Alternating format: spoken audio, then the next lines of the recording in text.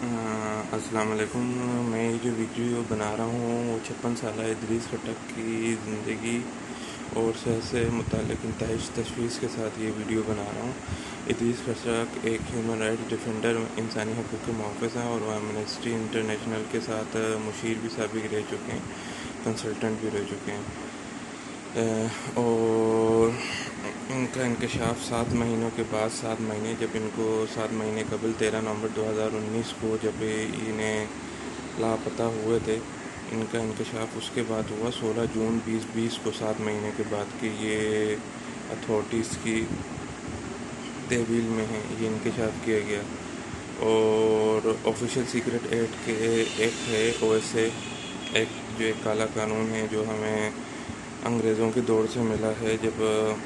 انہوں نے کولونیزم کا ٹائم تھا بر صغیر پہ، جب وہ حکومت کرتے تھے، تو یہ ہمیں اس دور کا ملا ہوا ہے ایکٹ. اور اس کے تحت ابھی بھی ان کے الزامات کا کچھ پتہ نہیں چل سکا اور ان کی لوکیشن کا بھی کچھ پتہ نہیں چل سکا، اور آئندہ ان کے ساتھ کس عدالتی عمل کے تحت انہیں گزارا جائے گا اس کا بھی کچھ پتہ نہیں چل رہا، اور ان کو ان کے وکیل اور گھر والوں تک بھی رسائی نہیں مل رہی اس ایکٹ کے تحت جو ایک کالا قانون ہے. مسٹر خٹک جو ہیں وہ،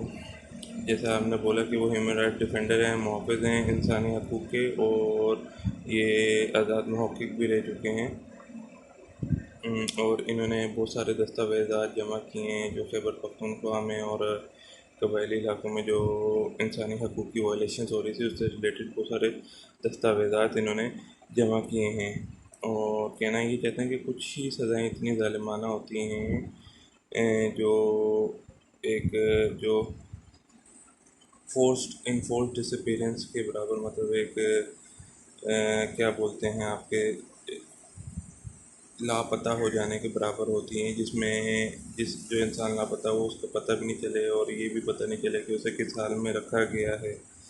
اور اسی چیز کو مسٹر جو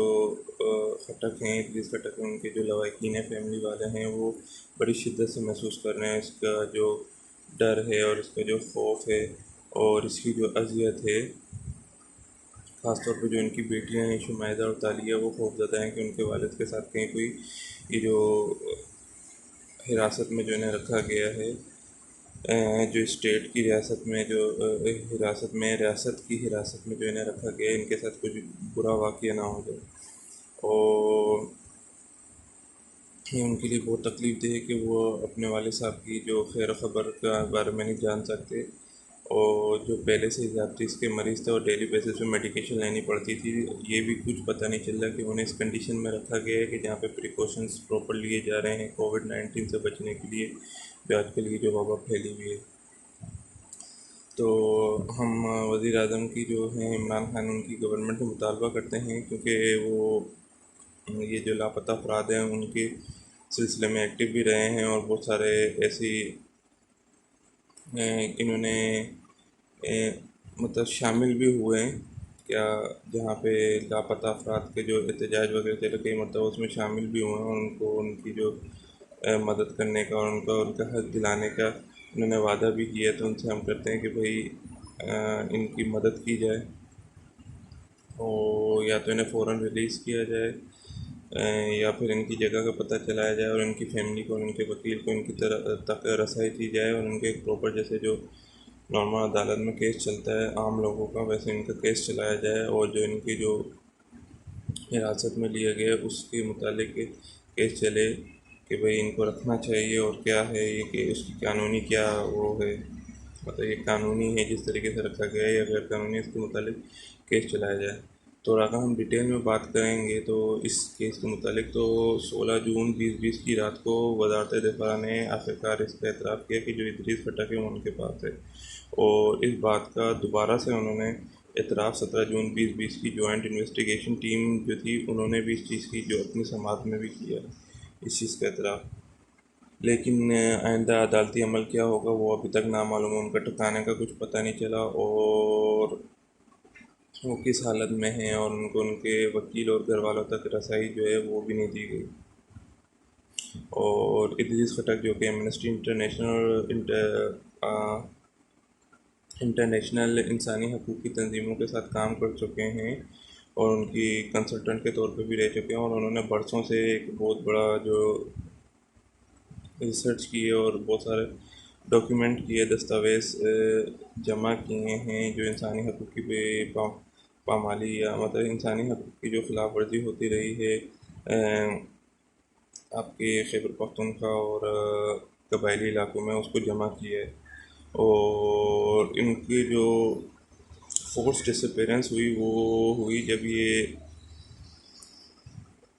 13 نومبر 2019 کو جب یہ سفر کر رہے تھے اسلام آباد سے خیبر پختونخوا، تو انہیں صوبی انٹرچینج کے نزدیک ان کی گاڑی کو روکا گیا۔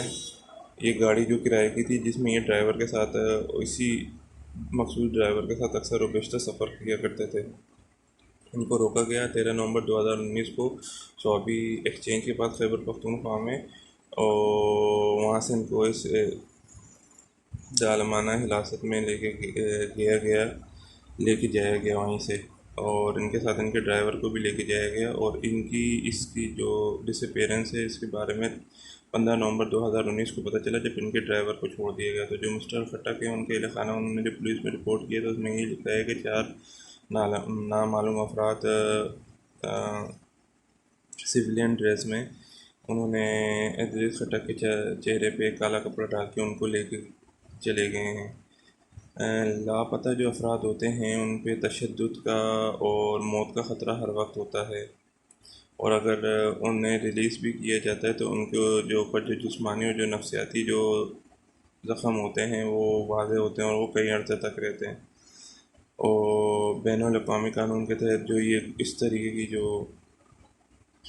گمشدگیاں ہیں، جو یہ جرم ہیں، اور اگر اسے وسیع منظم طریقے سے ایک ریاست کے ذریعے اس کو مطلب اس کو کیا جا رہا ہو، اور تو یہ انسانیت کے خلاف جرم بھی بنتا ہے، مطلب کرائم اگینسٹ ہیومینٹی بھی بنتا ہے۔ اور جو پاکستان میں جو نافذ شدہ گمشدگیاں ہیں وہ فوجی پالیسیوں پہ، خاص طور پہ فوج اور ان کی پالیسی پہ اختلاف اور ان پہ تنقید کرنے پہ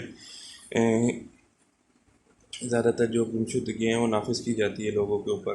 اور ان میں افراد بھی، انڈیویجول بھی شامل ہیں اور گروپ بھی شامل ہوتے ہیں جو لاپتہ ہوتے ہیں، اور ان میں جو ہیں وہ سندھی، بلوچ، پشتون، شیعہ افراد اور گروپ شامل ہیں، اور ایسی برادری جیسے سیاسی کارکن، انسانی حقوق کے محافظ، ممبر اور مذہبی اور قوم پرست گروہوں کے حامی اور مسلح گروہوں کے مشتبہ ارکان، اور پاکستان میں مذہبی اور سیاسی تنظیموں پر بھی اس طریقے سے پابندیاں عائد کی گئی ہیں، اور یہ جو انفورسڈ جو ڈسپلنس ہے ان کے اوپر یوٹیلائز کی گئی ہے۔ اور 2019 سے جو ایمنسٹی انٹرنیشنل ایک بین الاقوامی تنظیم ہے، ان کو یہ رپورٹ مل رہی ہے کہ لوگوں کو منمانی طور پہ نظر بند کیا جا رہا ہے، ان کو ایسی رپورٹس مل رہی ہیں، ان کو لاپتہ کیا جا رہا ہے۔ اور اسی طریقے سے ایک سیاسی مخالف ہیں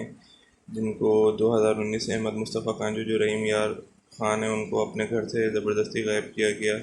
جو صوبہ پنجاب رحیم یار خان سے جن کا تعلق ہے۔ اور اسی طریقے سے سلیمان فاروق چودھری جو ایک انجینئرنگ گریجویٹ تھے اور جو ریاست کی جو تھی اسٹیٹ کی جو پالیسی سے ان کو تنقید کرتے تھے سوشل میڈیا میں، تو ان کو بھی اسلام آباد سے غائب کیا گیا، اور ابھی تک ان کے گھر والوں کو ان کا پتہ نہیں چل سکا ہے۔ تو مطلب یہ اسٹوڈنٹس کے اگینسٹ بھی اس کو یوٹیلائز کیا جا رہا ہے، جو اپنا آزادی رائے استعمال کر رہے ہیں اور جو غلط پالیسی ہیں ان کو تنقید کر رہے ہیں۔ تو اگر دیکھا جائے تو انٹرنیشنل جو کنونشن ہے for protection of all persons from enforced disappearance, وہ کس طریقے سے ڈیفائن کرتی ہے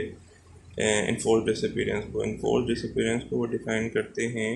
کہ ریاست کے ایجنٹوں کے ذریعے گرفتاری، نظر بندی، اغوا یا کسی بھی طرح کی آزادی سے محرومی، یا افراد کے ذریعے یا افراد کے ایک گروپ کے ذریعے ریاست کے اختیار، تعاون یا واقفیت کے ساتھ کام کر رہے ہوں، جس کے بعد جن کو ڈسپیئر کیا جائے، انفورس ڈسپیئر کیا جائے، وہ انہیں آزادی سے محروم رکھا جائے اور ان کی آزادی کو تسلیم کرنے سے انکار کیا جائے، یا ان کی جو تقدیر ہے، جو ان کا جو فیٹ ہے، اس کو چھپایا جائے، اور ان کے ٹھکانہ جو گمشدہ افراد ہے اس کو چھپایا جائے. ایسے شخص کو اس نظر سے، اس نوعیت سے کہ ان کو قانون کا تحفظ، قانون کا جو تحفظ ہے وہ میسر نہیں ہو. تو یہ اس طریقے سے انہوں نے ڈیفائن کیا کہ انفورسڈ جو ڈسپیرنس ہے. تو عمران خان کی جو موجودہ گورنمنٹ ہے، انہوں نے کئی مرتبہ یہ وعدہ کیا ہے کہ وہ کرمنلائز کریں گے اس طریقے کی انفورس ڈسپیرنس کو قانون گوئی کے ذریعے، لیگسلیشن کے ذریعے. لیکن یہ ابھی تک نہیں ہوا. اور جو شیریں مزاری بھی ہیں، انہوں نے بھی وعدہ کیا تھا، جو منسٹر ہیں ہیومن رائٹس کی، انسانی حقوق کی منسٹر یہ ہیں، کہ وہ گورنمنٹ سائن کرنا چاہتی ہے international convention for protection of all person from enforce disappearance, لیکن اس پہ بھی ابھی تک کوئی پروگریس نہیں ہوئی ہے. اور یہ جو پریکٹس ہے انفورس ڈسپیرنس کی، یہ بغیر کسی روک تھام کے ہمارے ملک میں چل رہی ہے. اور ریاست کا جو کام، بنیادی کام ہوتا ہے، وہ لوگوں کی انسانی حقوق کی پاسداری کرنا، اس کو امپلیمنٹ کروانا، اس کی حفاظت کرنا ہوتا ہے. لیکن جب ریاست ہی ان چیزوں میں انوالو ہو جائیں، یا ریاست کے ادارے ہی انسانی حقوق کی وائلیشن میں انوالو ہو جائیں، تو یہ ایک بہت بڑا المیہ ہوتا ہے. اور یہ ریاست کے لیے بھی ایک بہت بڑا سوالیہ نشان ہوتا ہے. تو ہم یہ چاہیں گے کہ ادریس خٹک صاحب کو وقت جلد سے جلد ریلیز کیا جائے، ان کے گھر والوں سے ملنے کی اجازت دی جائے، ان کو وکیل کی اجازت دی جائے، اور ان کا پراپر کیس جیسے چلتا ہے ویسے چلایا جائے. ان کو ان کے جو قانونی حق ہے وہ دیا جائے، اور یہ جو کالا قانون ہے اس کو ختم کیا جائے، اور انفورس ڈسپیرنس کو معاملے کو اب ہمارے ملک میں ختم کیا جائے، جسے as an act of terror کے طور پہ استعمال کیا جا رہا ہے انڈیویجولس پہ، گروپ پہ، جو اسٹیٹ کی، خاص طور پہ ملٹری جو پالیسیز ہیں ان سے اختلاف کرتے ہیں، جو غلط ہے بالکل. کسی بھی موضوع معاشرے میں اس طریقے کے قانون کی اجازت نہیں ہونی چاہیے.